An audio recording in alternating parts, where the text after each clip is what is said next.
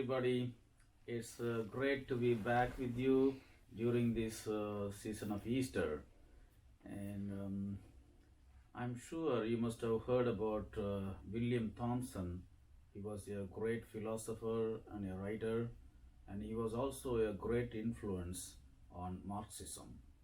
And he wrote a book on the Holy Land and called it The Land and the Book. In this beautiful book, he narrates the following tragic story. One day, a young shepherd was grazing his sheep near the Mount Tabor, and all of a sudden there appeared three Bedouin rustlers, the thieves who steal cattle.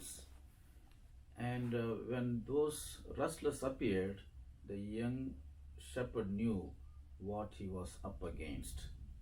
He did not flee. He stood his ground. He fought for the sheep from falling into the hands of the outlaws and rustlers. And the episode ended mentioning the death of the shepherd, young shepherd. This was the real dedication of the ancient shepherds.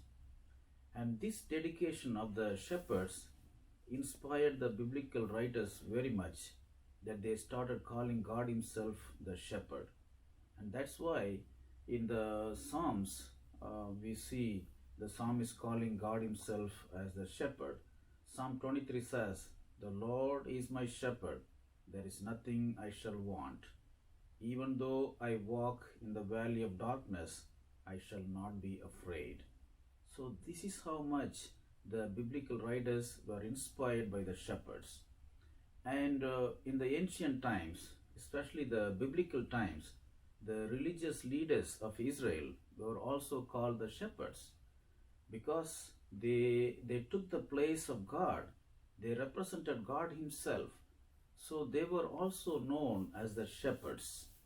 But with the passage of time, unfortunately, the religious leadership of Israel deteriorated, became worse, so much so God had to send his prophet Ezekiel and warn the shepherds.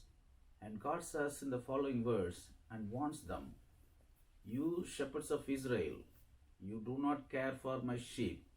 You care for yourself. You do not tend my sheep. You have not bandaged the ones that are hurt. You have not looked for the ones that are lost. You have not brought back those sheep that wandered off. So hear, O shepherds of Israel, I, the sovereign Lord, declare, I shall take my sheep away from you.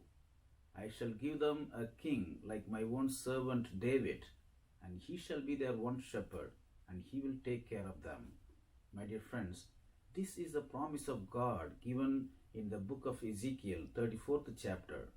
And in this background, we should look at the celebration this coming Sunday.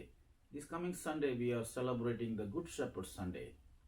And this is the biblical promise, this is the biblical background that we have to understand as we go forward to celebrate the Good Shepherd Sunday. And when we are celebrating the Good Shepherd Sunday, let us look at the leadership around the world.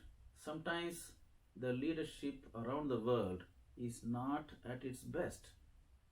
They are failing us. But when the leadership, whether it is political or ecclesiastical leadership, whatever is the leadership, when the leadership fails us, the celebration this coming Sunday tells us that we don't have to be intimidated by them.